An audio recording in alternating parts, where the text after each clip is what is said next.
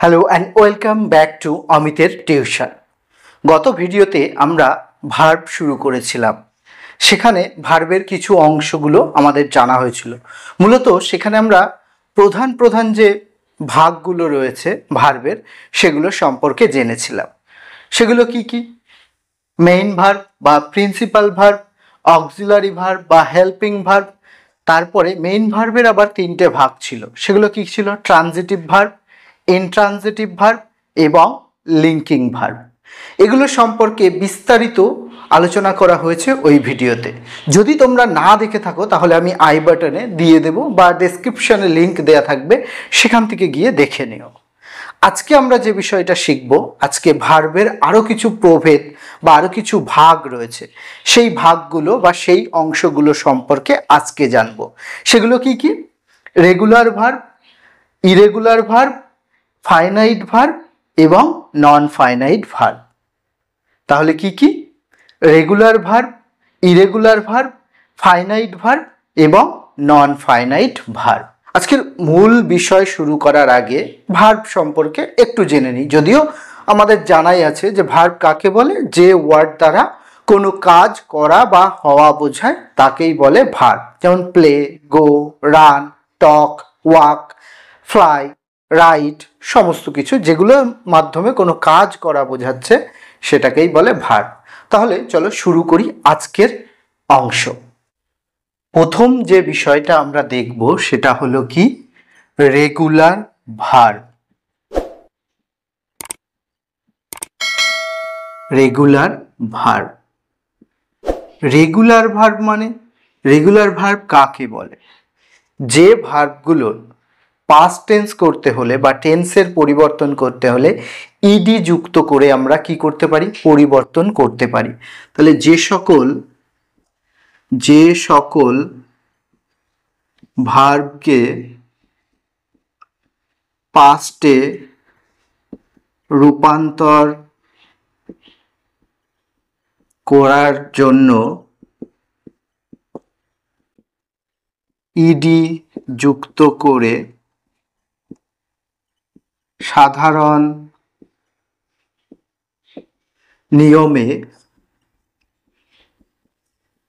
রূপান্তর করা যায়, তাকে বা তাদের রেগুলার ভার্ব বলা হয়। যেমন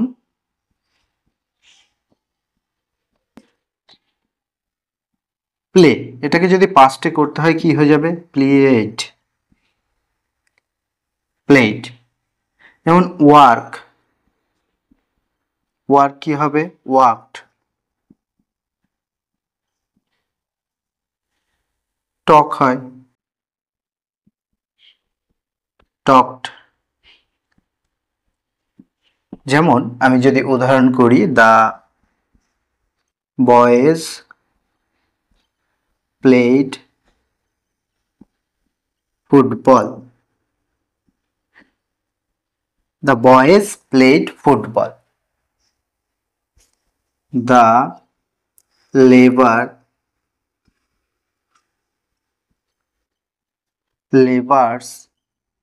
worked hard. You talked loudly. তাহলে এখানে আমরা দেখলাম কি? রেগুলার ভার্ব কাকে বলে যদি বলা হয় তাহলে বলবো যে সমস্ত ভার্বকে ইডি যুক্ত করে পাস্ট টেন্সে করা যায়, সহজে আমরা করতে পারি, সেগুলিকে বলে রেগুলার ভার্ব। যেমন প্লে, প্লেড, ওয়ার্ক, ওয়ার্কড, টক, টকড। যেমন দ্য বয়েজ প্লেড ফুটবল, ছেলেরা ফুটবল খেলেছিল। দ্য লেবার্স ওয়ার্কড হার্ড, শ্রমিকরা কঠোর পরিশ্রম করেছিল। ইউ টকড লাউডলি, তুমি জোরে কথা বলেছিলে। এই যে বিষয়গুলো টকড, ওয়াকড, প্লেড, এগুলো সবই কিন্তু এই সাধারণ ভার্বগুলো থেকে এসেছে এবং এর সঙ্গে আমরা ইডি যুক্ত করে এগুলোকে পাস্টে করতে পেরেছি। তো এই জন্য এদেরকে বলা হচ্ছে রেগুলার ভার্ব। তাহলে রেগুলার ভার্বটা যদি আমরা রিভিশন দিই একবার, কি বলবো? যে সকল ভার্বকে পাস্টে রূপান্তর করার জন্য ইডি যুক্ত করে সাধারণ নিয়মে রূপান্তর করা যায় তাদের রেগুলার ভার্ব বলা হয়। যেমন play, played, work, worked, talk, talked, the boys played football, ছেলেরা ফুটবল খেলেছিল। দ্য লেবার্স ওয়ার্কড হার্ড, শ্রমিকরা কঠোর পরিশ্রম করেছিল।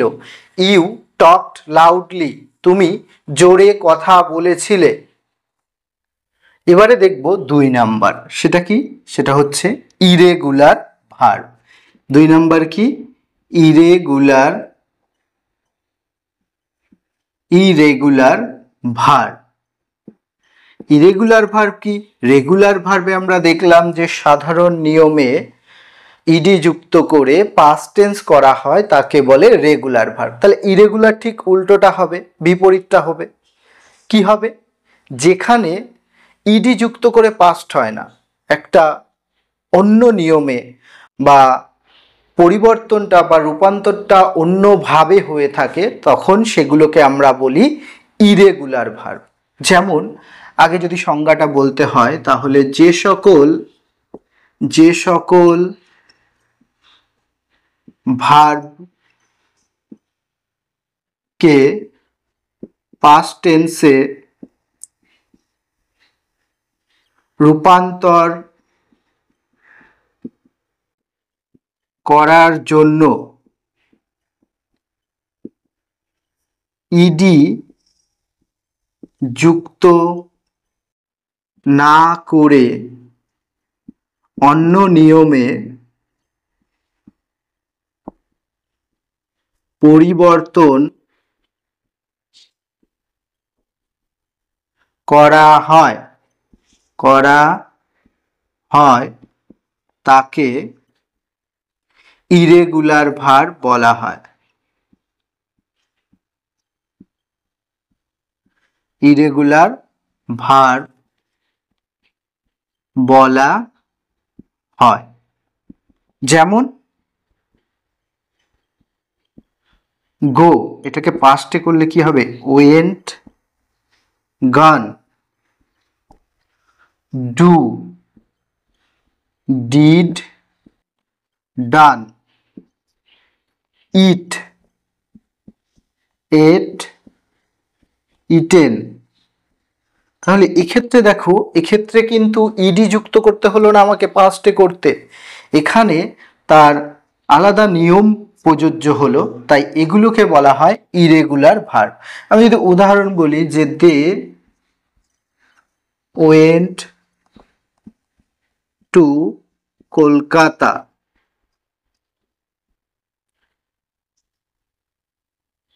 দে went to Kolkata. Rahim did the work completely.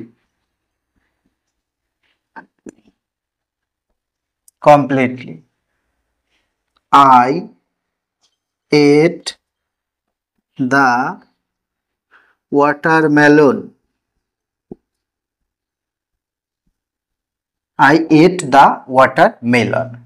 তাহলে ইরেগুলার ভার্ব ক্লিয়ার হলো।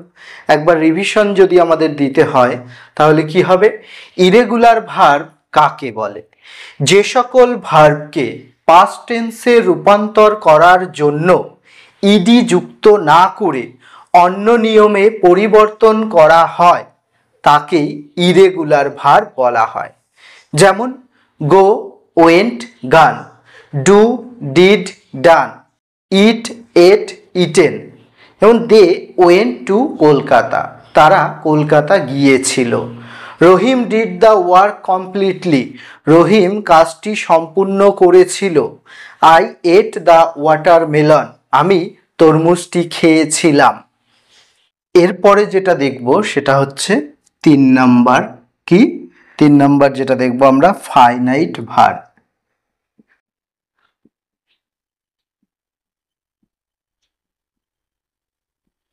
ফাইনাইট ভার্ব কি?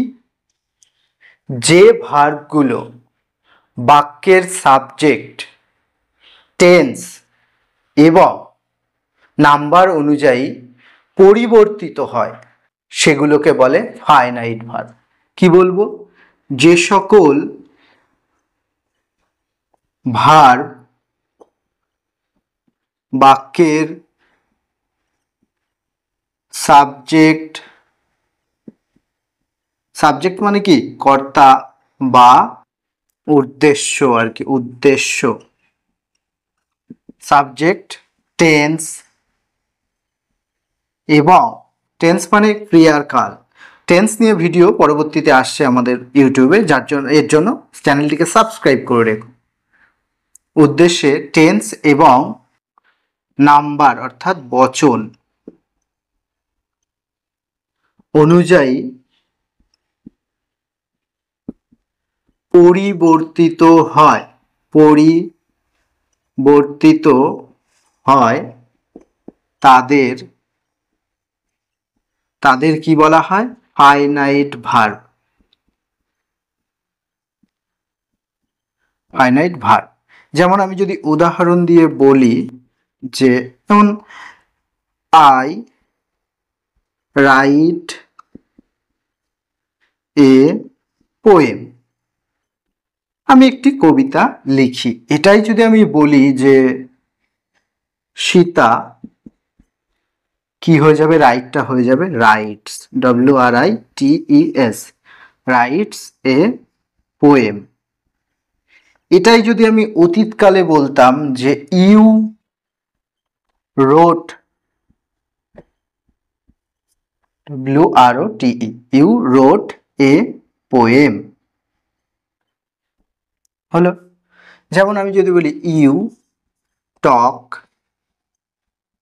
জেন্টলি, তুমি ভদ্রভাবে কথা বলো বা নম্রভাবে, GENTLY। এটাই যদি বলতাম যে করিম,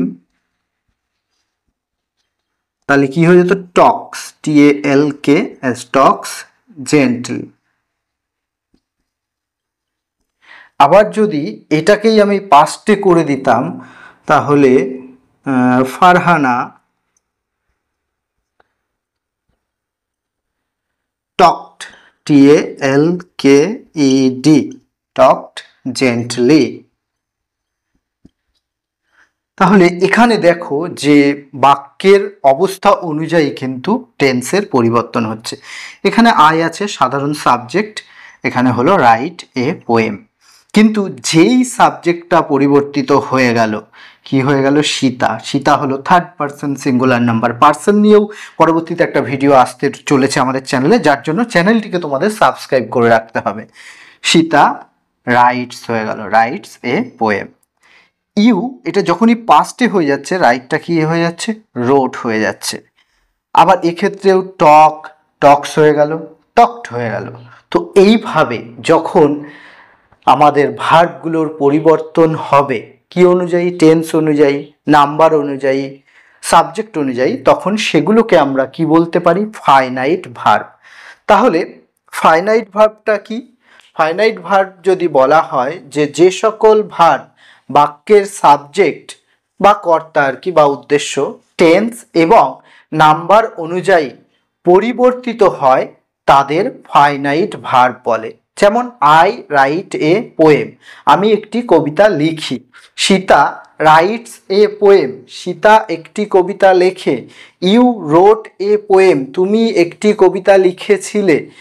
তো এই রকমভাবে পরিবর্তনগুলো, একই রকমভাবে টক্স, টক, টকড, এগুলোও কিন্তু সব ফাইনাইট ভার্বের উদাহরণ। এবার তাহলে আমরা দেখব 4 নাম্বার বিষয়টা, যেটাকে বলছে non finite, non finite verb. তাহলে ফাইনাইট ভার্বে আমরা কি দেখলাম? যে টেন্স অনুযায়ী, বচন অনুযায়ী, সাবজেক্ট অনুযায়ী পরিবর্তন হচ্ছে, তাহলে সেটা ফাইনাইট ভার্ব। তাহলে এখানে আমরা বুঝতেই পারছি যে যে ক্ষেত্রে পরিবর্তন হবে না সেটাকেই আমরা নন ফাইনাইট ভার্ব বলবো। তাহলে যে সকল ভার্ব বাক্যের টেন্স, নাম্বার অথবা সাবজেক্ট অনুযায়ী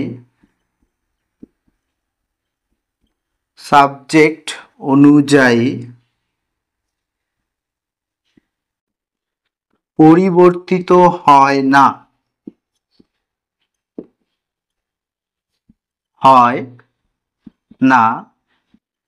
তাদের কি বলবো? নন ফাইনাইট ভার্ব বলা হয়।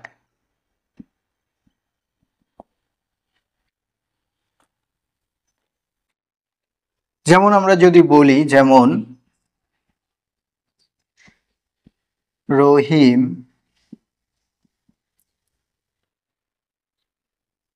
loves to eat mango. এখন আমের সিজন, যদিও চলে গেছে, এখন কিছু পাওয়া যায় বাজারে। তো রহিম লাভস টু ইট ম্যাঙ্গো, এই যে টু এর পরে এই ভার্বটা কিন্তু পরিবর্তিত হলো না, তাহলে এটাকে বলবো আমরা কি? Non finite verb. যেমন দে আর প্লেয়িং ফুটবল,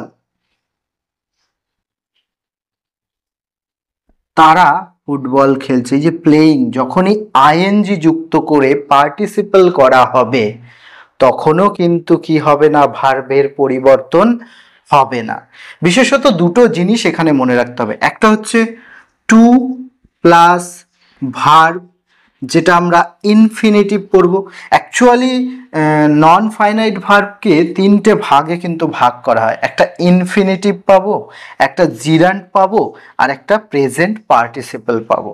জিরান্ট বলতে ওই ভার্বের সঙ্গে আইএনজি। যেমন আমি যদি বলি দ্য স্লিপিং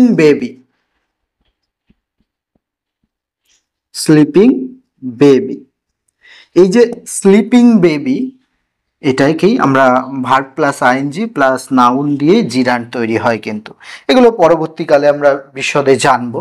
তাহলে এক্ষেত্রে মনে রাখতে হবে কি, যে আরেকটা কি বললাম, যে টু প্লাস ভার্ব, আর একটা এই জিরান্ট হবে, আর একটা হবে পাস্ট এই প্রেজেন্ট পার্টিসিপলে আমরা জানি সাধারণত ভার্বের সঙ্গে কি যোগ হয়? আইএনজি যোগ হয়। প্রেজেন্ট পার্টিসিপলে ভার্বের সঙ্গে আইএনজি যোগ হয়। তাহলে নন ফাইনাইট ভার্ব যদি বলতে হয় তাহলে আমি কি বলবো? যে সকল ভার্ব বাক্যের টেন্স, নাম্বার অথবা সাবজেক্ট অনুযায়ী পরিবর্তিত হয় না তাদের নন ফাইনাইট ভার্ব বলা হয়। যেমন Rahim loves to eat mango, they are playing football. তাহলে এখানে আরো কিছু জিনিস আমরা জানলাম, যে নন ফাইনাইট ভার্বকে মূলত তিনটে ভাগে ভাগ করা হয়। একটা জিরান্ট, একটা পার্টিসিপল, আরেকটা কি? আরেকটা হচ্ছে ইনফিনিটিভ বিষয়টা হচ্ছে ভার্বের সঙ্গে টু, অর্থাৎ ভার্বের সঙ্গে টু না, টু এর সাথে ভার্বের যুক্ত হবে। তাহলে এই ছিল ভার্বের প্রকার। আজকে মূলত তাহলে আমরা কি শিখলাম? যে ভার্বের প্রধান ভাগগুলি বাদে আরও যে চারটে ভাগ ছিল, যেগুলোকে বলা হয় regular verb, irregular verb, finite verb এবং নন ফাইনাইট ভার্ব। এই ভিডিওটা আজকে তোমাদের কেমন লাগলো সেটা কমেন্ট করে নিচে জানাতে ভুলো না। আর যদি ভিডিওটি ভালো লাগে তাহলে অবশ্যই একটা লাইক করে দিও চ্যানেলটিকে, আর সাবস্ক্রাইব তো অবশ্যই করবে তোমরা, সেটা আমরা জানি। তো সাবস্ক্রাইবটা করে দিও। Till then, keep learning, keep growing.